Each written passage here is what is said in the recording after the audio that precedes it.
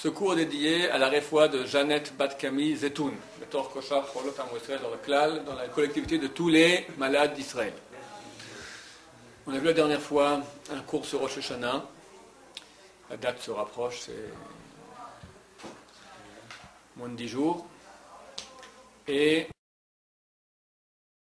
les choses dont on va parler durant ce cours-là encore, qui sont, disons, la compréhension profonde mais basique de ce que c'est que ce jour-là, comment se comporter à ce jour-là.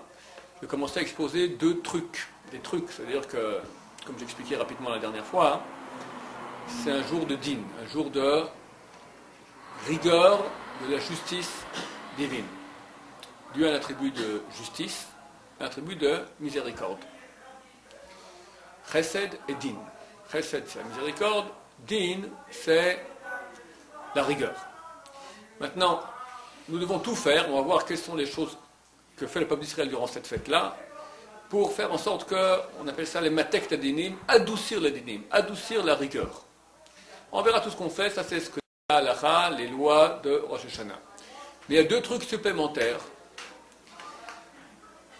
À part la tchouva, bien sûr, la tchouva, c'est sa préparation basique, arriver, tu vas te faire juger, prépare-toi. Mais préparation supplémentaire à la tchouva, qui font qu'on peut éviter, quelque part, la rigueur de la sentence. Alors, la première chose, je l'ai exposé la dernière fois, c'est rentrer dans la collectivité du peuple d'Israël. Par le fait que je me sens appartenir au peuple d'Israël, je m'inquiète, je pleure la douleur d'Israël, je me réjouis la réjouissance d'Israël, je prie pour Israël, j'aide Israël. Et Israël, c'est aidé bien sûr de façon physique, mais aussi surtout de façon spirituelle. Quand quelqu'un, dans son coin de vue de la Torah, pour le peuple d'Israël, il agit. Quand quelqu'un fait une bracha avec kavana, avec intention, bien comme il se doit, il agit pour le bien d'Israël. J'ai marqué que celui qui mange sans bracha, alors c'est comme s'il vole le peuple d'Israël. Il vole le flux qui revient à Israël. Alors, au contraire, quand tu fais une bracha comme il se doit bien, tu amènes un flux au peuple d'Israël.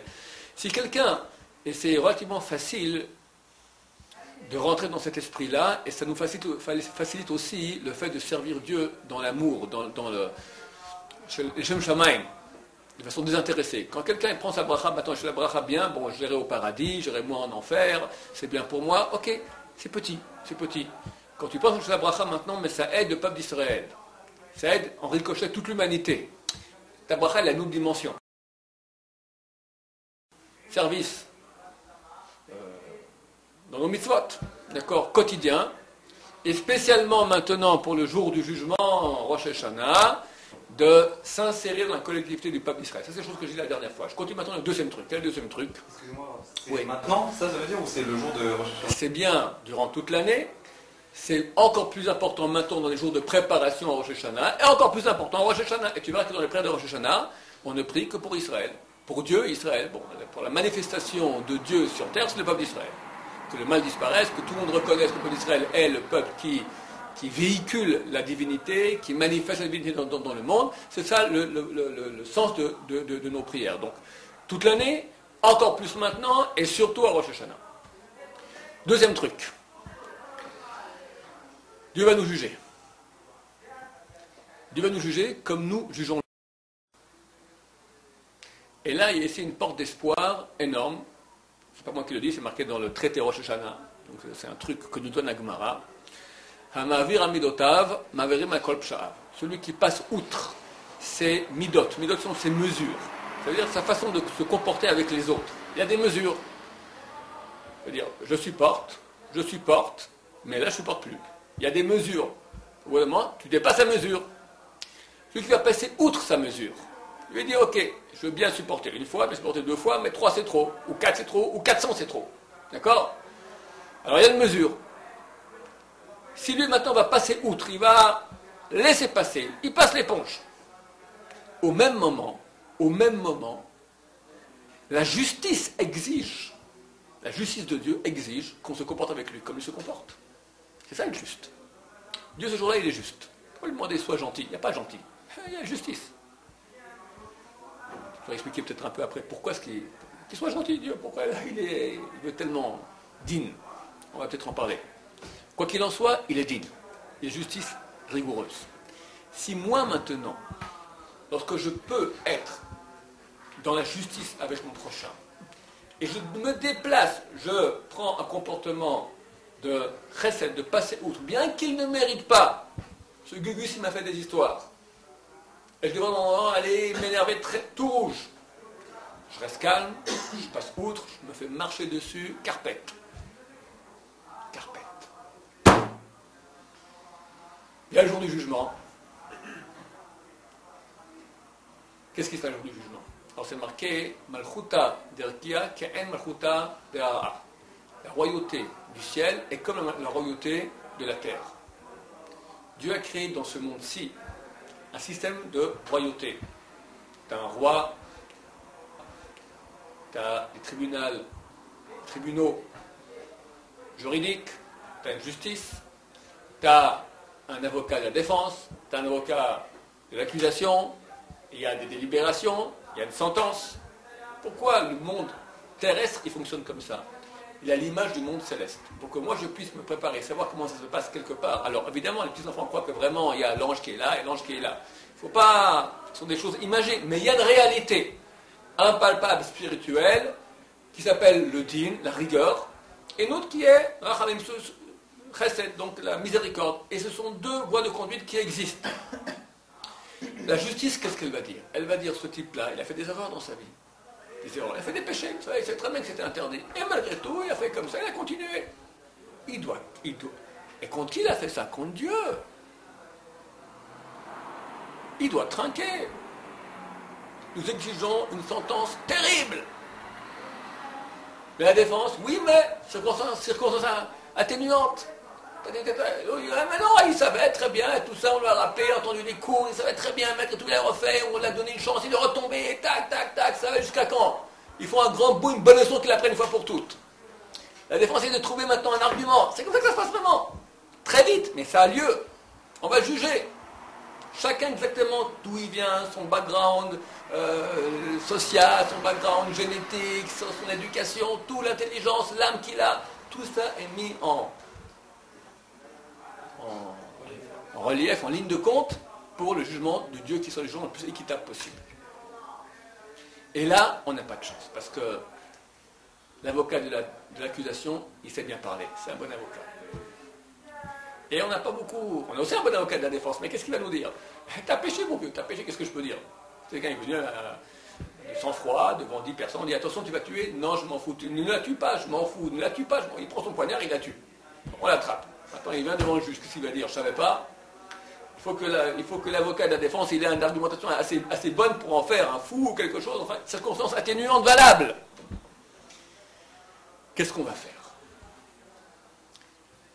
Si moi je me comporte avec mon prochain de même, que j'ai 10 000 bons arguments pour l'enfoncer. L'enfoncer, c'est d'abord rien qu'en penser. J'ai vu quelqu'un qui a fait un acte, que je peux juger favorablement ou défavorablement. Je juge favorablement. Déjà dans ma tête. Deuxième chose, il m'a fait du mal, c'est clair, il n'y a pas favorable, je n'avais pas de doute, il m'a fait du mal. D'après la justice, j'ai droit, je peux faire un tribunal rabbinique, je peux lui rentrer dedans, j'ai des excuses, j'ai le droit à faire beaucoup de choses. La justice. Je ne suis pas méchant, je suis juste. Je suis juste. Dans le ciel, on va dire, t'es comme ça, c'est avec toi, justice, très bien. Justice, tu demandes justice, qui est justice? Toi aussi, tu nous dois beaucoup dans le ciel, et d'après justice, on devrait t'esquinter pour toutes les bêtises que tu as fait durant cette année. Mais si moi maintenant, avec mon prochain, je passe outre, je m'écrase, et je bouillonne intérieurement, mais je m'écrase, alors qu'est-ce qui se passe? Dans le ciel, la justice va dire, d'après la justice, je devrais lui rentrer dedans. Mais lui, dans sa justice, lorsqu'on est redevable envers lui, il s'écrase. Donc moi, maintenant, je n'ai plus qu'à m'écraser. La justice elle-même s'écrase. Car il est juste que quelqu'un qui réfrène l'attribut de din, l'attribut de justice envers l'autre, qu'on réfrène l'attribut de justice. Oui, mon cher ami. Est-ce que c'est possible parfois que de réagir comme ça avec quelqu'un, ce serait plutôt l'enfoncer que de l'aider. C'est-à-dire que si une personne, en fait, elle fait tout le temps du mal aux gens et qu'on finit toujours par s'écraser devant elle et lui dire que bon, pardon, etc., elle ne pourrait pas penser qu'elle a raison et continuer. La question, elle est comme ça. Qui maintenant réagit? L'estomac, les tripes ou l'éducateur? Quelqu'un m'a fait du mal. Il existe qui est justice. D'habitude, dans 99,9% des cas, c'est là-dedans, les tripes. Alors, l'éducateur, c'est 6 mois plus tard. Quand l'histoire est oubliée, on n'a strictement rien à faire. Maintenant, je pense, d'après l'éducation, qu'il serait bien d'aller et de lui donner une leçon éducative. Le mieux, ce ne sera même pas toi, quelqu'un d'autre qui le fasse. Et toi, tu lui dis, écoute, ce serait bien de son rab ou quelqu'un. Si on n'a pas le choix, on va dire un mari et sa femme, ok, mais c'est des choses qui sont très, très, très délicates. D'habitude, on a encore un ressentiment dedans qui va être habillé par l'éducateur. Tu as le lion qui veut bouffer, d'accord, mais tout d'un coup, il devient éducateur avec un chapeau comme ça, une petite baguette, d'accord. Il devient éducateur, mais c'est un lion déguisé. Et le type en face, il n'est pas bête. Ne joue pas au lion parce que je suis une panthère. Et on se bouffe on se bouffe. Donc, si effectivement, pour répondre à ta question, quelqu'un vient, que Dieu peut le scanner, c'est vraiment les Shem Shamaim que tu viens pour un but éducatif complet, que tu viens maintenant éduquer l'autre, c'est très bien, c'est tout à fait légitime. Mais si maintenant, c'est encore maintenant, tu n'as pas vu la pilule et tu veux quand même marquer le point, maintenant, c'est aussi, mon cher ami. Donc on a ici, messieurs, une porte d'espoir énorme pour venir Yom Hadin. Si quelqu'un a la chance, durant les 10 jours qui suivent maintenant, ou jusqu'à Yom Kippour, quelqu'un vient lui fait un truc terrible, une honte en public.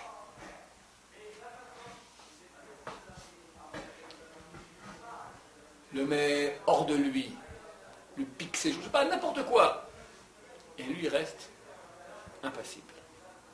Plus il a de la joie, c'est un cadeau extraordinaire de Dieu, parce que c'est marqué, celui qui Ma'avir Amidotav, il passe outre ses mesures, Ma'avirim, on passe outre, Kol Peshav, tous ses péchés. Vous savez qu'il y a 3 niveaux. Il y a Chet, c'est un péché involontaire. Il y a Avon, c'est un péché volontaire. Il y a Pesha, c'est pas volontaire, c'est exprès. Tu as le choix maintenant, 2 morceaux de viande, un cachère et un pas cachère, tu prends exprès le non cachère. C'est le même goût, le même prix, rien que pour embêter. Celui qui passe outre ses mesures, on passe outre tous ses péchés. Péchaïm, c'est les pires. Même ça, tout effacé. C'est-à-dire que si j'avais une chose pareille maintenant, quelqu'un le met hors de lui, qu'il aille, qu'il danse, qu'il fasse une fête, on m'a fait du mal, beaucoup de mal. Évidemment, c'est un peu de mal, t'as passé, tu ne te prends pas pour un grand héros, tu ne te prends pas pour un Superman. Il faut être un Superman. Le roi David, que c'est l'histoire. Le roi David, il subit un putsch militaire de son fils. Absalom. Déjà, c'est pas très agréable de se faire putcher. Deuxièmement, par son fils. Et il est en train de monter pieds nus avec sa famille, en train de pleurer, il monte le mont des Oliviers. Lui, sa famille, sa cour, le reste des gens qui fuient comme ça, accompagné de quelques soldats, quelques généraux, vient le chef du Sanhédrin. Shimei Ben Gera, c'est pas le chef des tribunaux qu'on a aujourd'hui. On parle du chef du Sanhédrin à l'époque du roi David. C'est quelqu'un, le grand de la Torah.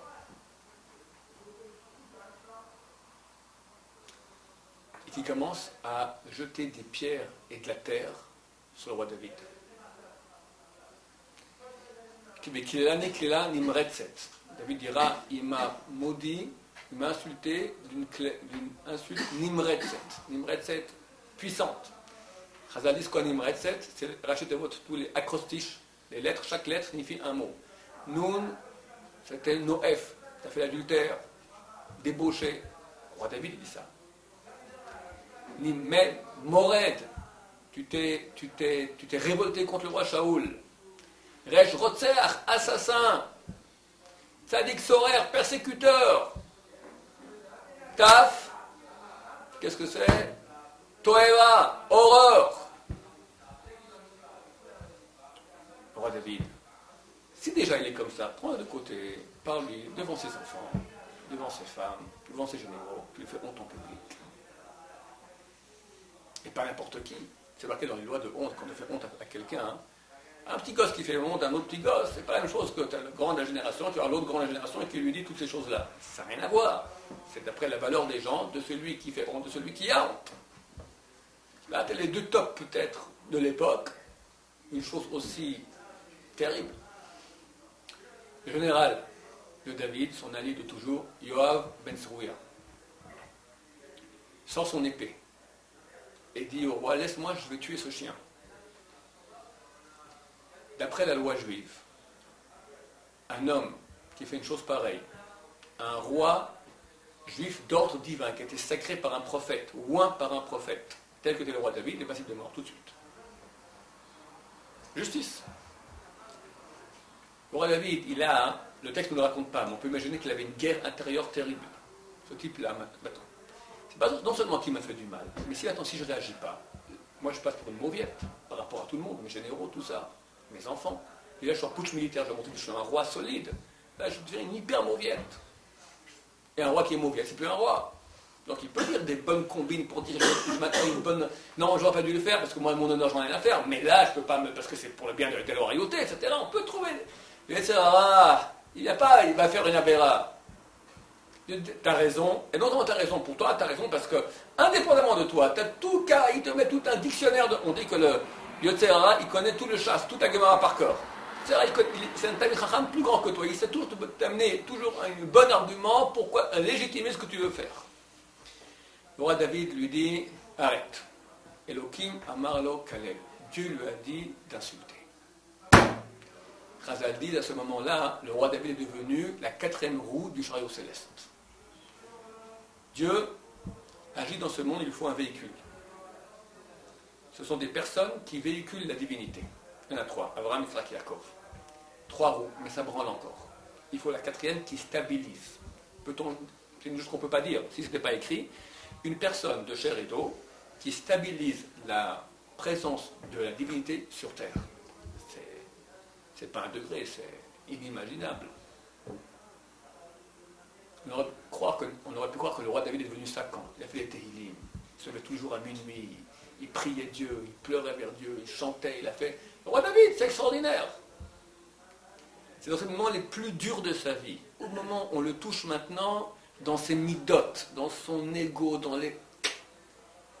Et là, il reconnaît, c'est Dieu, c'est pas moi. Quelqu'un qui reconnaît ça, vient le jour du jugement, il est nickel. Parce que c'est un vrai serviteur de Dieu. On l'a mis maintenant. Est-ce que c'est son ego, lui pourquoi il fait des péchés? À cause de son ego. Lorsqu'on reçoit comme cadeau, dans la vie quotidienne, que quelqu'un vient et met mon ego maintenant à l'épreuve, et je réagis maintenant qu'il n'y a pas d'ego, grande victoire. Le deuxième truc que je voulais vous transmettre pour Rosh Hashanah. Entre parenthèses, si déjà on parle de cela. Rosh Hashanah, c'est le début de l'année. C'est le moment qui a en potentiel toute l'année. Comme dans n'importe quel domaine, la tête contient tout ce qu'il y a après. La tête, le corps vient après la tête, comme ça dit la Gemara. À la tête d'une chose, quelqu'un il a un concept maintenant, l'idée.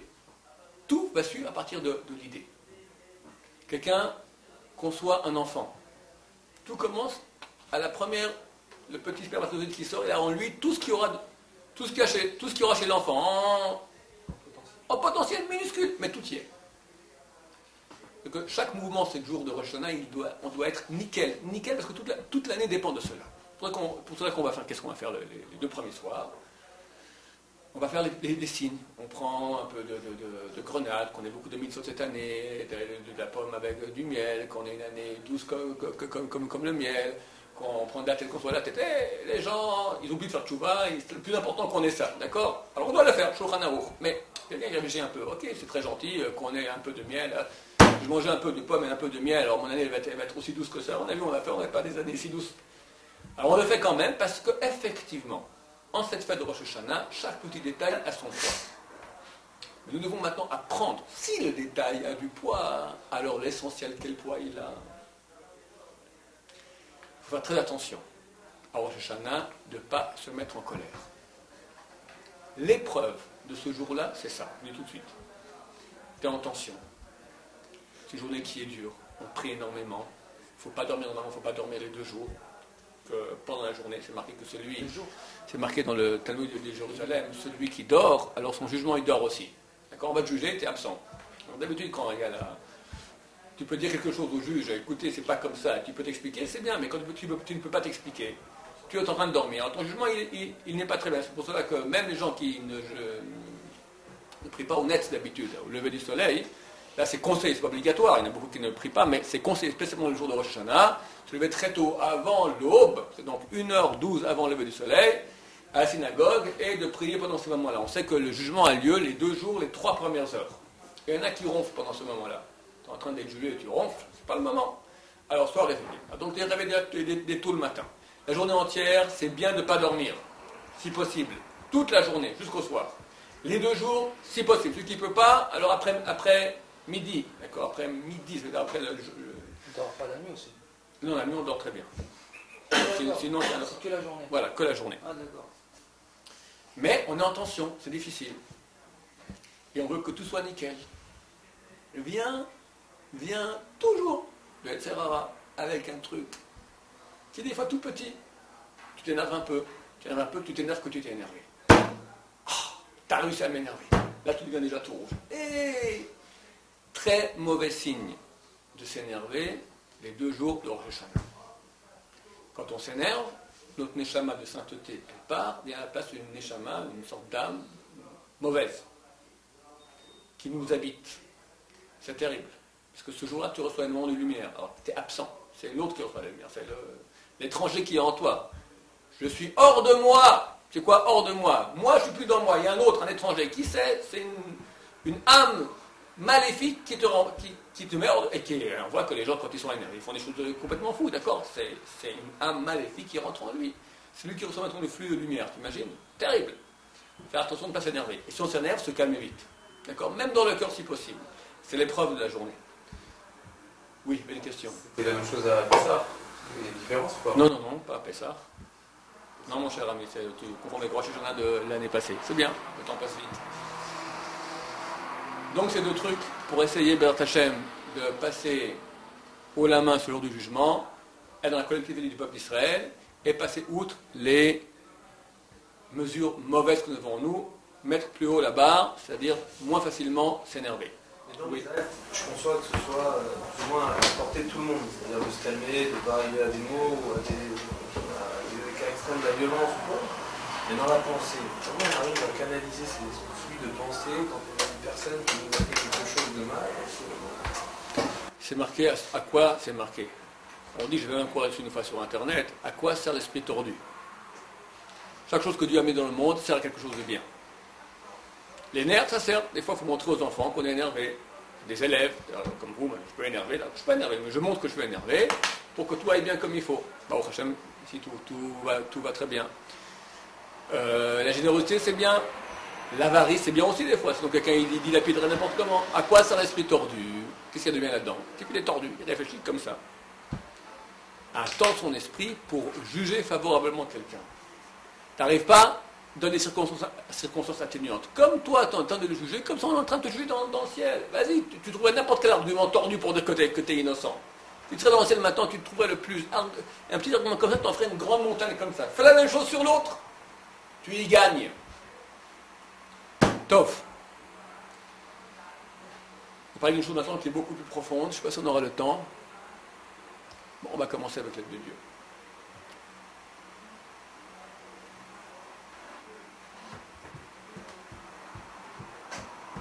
Il faut Mishnah Berurah. Tu connais Mishnah Berurah Vav.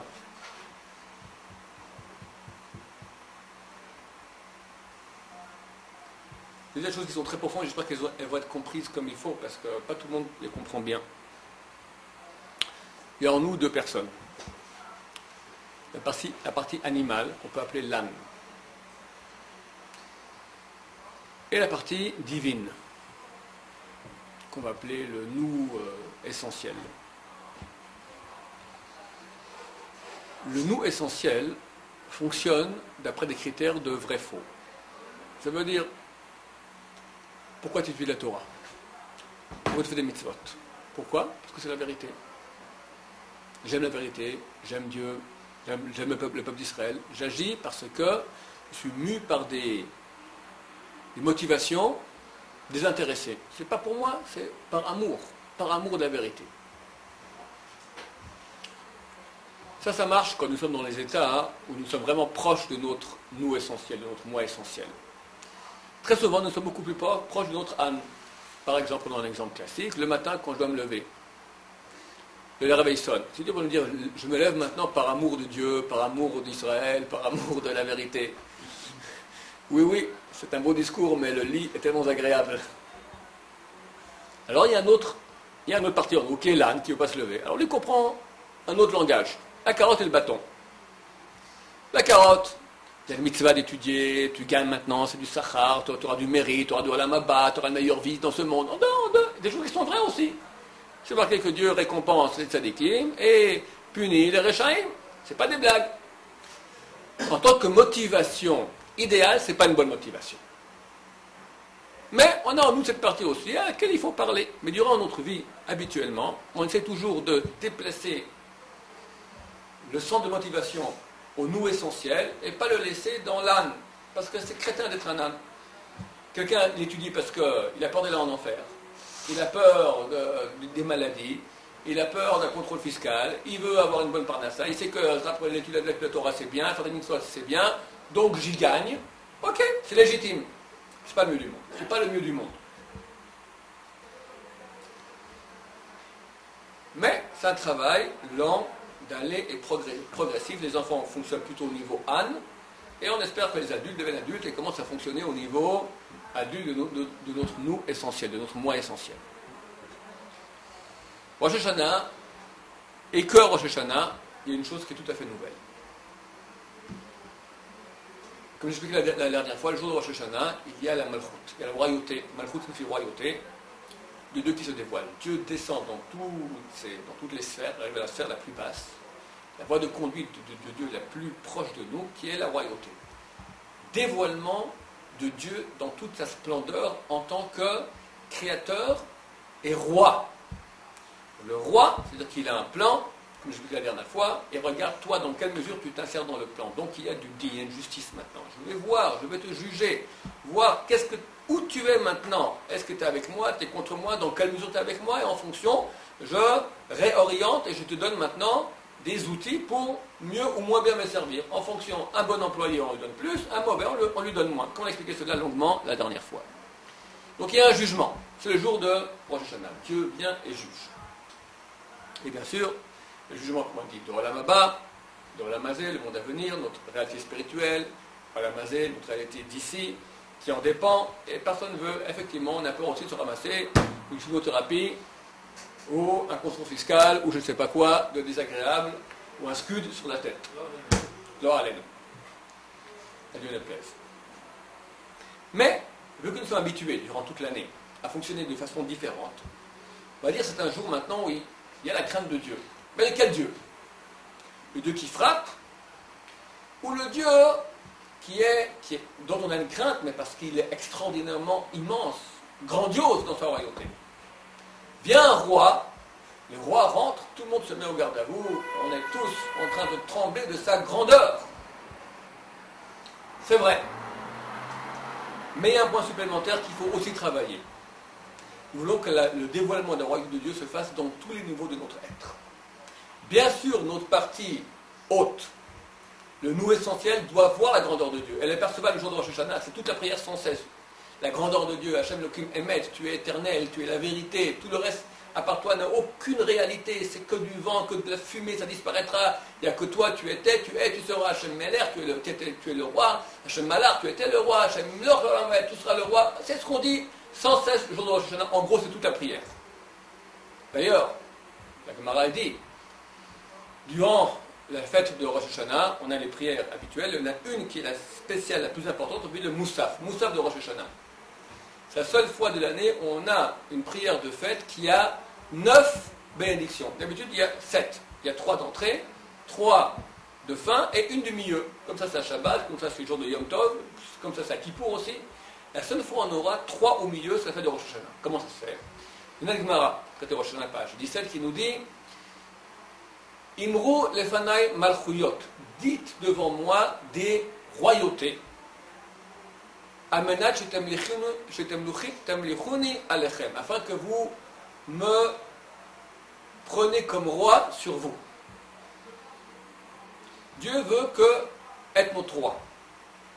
Je dois maintenant ressentir que Dieu est mon roi. Le prendre comme roi. C'est-à-dire qu'il est le boss. Il est le juge partout. C'est la mitzvah du jour. Comment on le fait?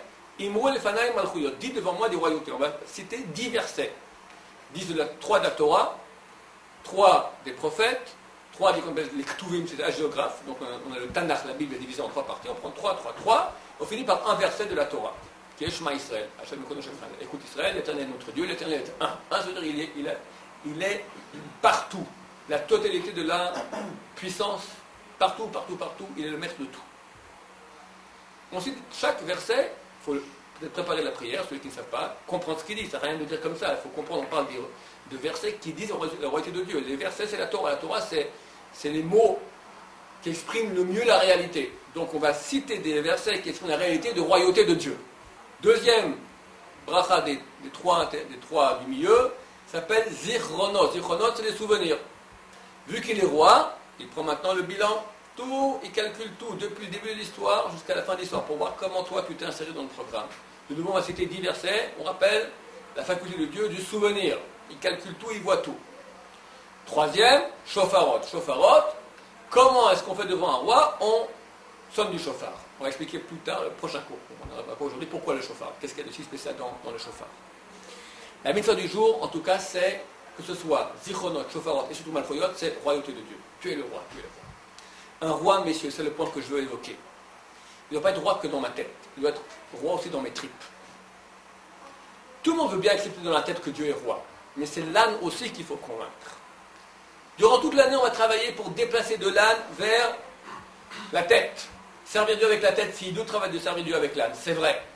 Le jour où Dieu vient, lui descend dans ce monde-ci, se dévoile, il faut aussi que nos parties tripes, nos parties ânes ressentent Dieu. Alors comment un âne ressent Dieu?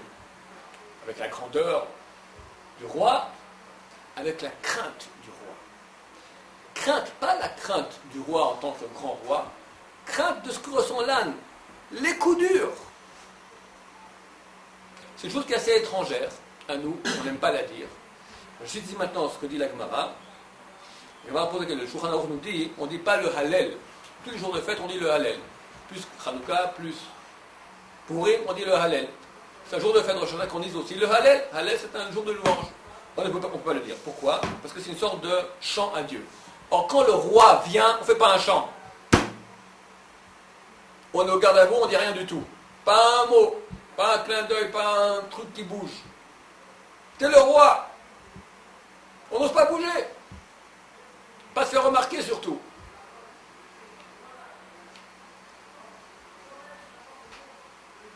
Alors pourquoi est-ce qu'on s'allume? Pourquoi est-ce qu'on s'habille avec des habits blancs, des beaux habits? Qu'on aille avec des silices, des habits déchirés, on va se faire juger, terrible. On a confiance que Dieu va nous juger. Favorablement. On a confiance. Il y a en tout cas une promesse pour le peuple d'Israël, c'est un peuple éternel. Néanmoins, néanmoins, on doit être en état de crainte, de peur, de la émat, je ne sais pas comment traduire cela, de la crainte, de la peur du digne de la justice. Va y d'écart par cela, nizacher ou les alors, on est rappelé en mérite. Il y a un mérite d'avoir peur. Quand tu as vraiment peur du roi, le roi sent que vraiment il est ton roi. Dieu veut ce jour-là, nous demande, mettez-moi en tant que votre roi. Tu lis le verset. Et puis, tu sens pas qu'il y a le roi ici. C'est pas ton roi, c'est de la blague. Il y a toi et encore toi. Que vaut ton ego? Quand tu as une annulation totale de toutes les parties de ton corps, de ton être, qui ressentent que le roi est là. Ça, c'est la reconnaissance du roi. Et là, c'est le moment où tu reçois une lumière de Dieu énorme. Parce que quand tu reçois Dieu comme roi, tu deviens son sujet. La Gemara dit Eved Melech Melech. Le sujet d'un roi, c'est un roi. Toi, tu as envie de voir le roi maintenant. Je veux voir Chirac. Comment je fais? Je fais une demande, je vais voir Ron Chaya, je vais voir Chirac. Bon. Jamais je serai reçu. Moi, je connais le serviteur du roi. Je connais celui qui va à son intendant, celui qui vient à manger. Il dit, tu peux intercéder? Il y a M. Chirac.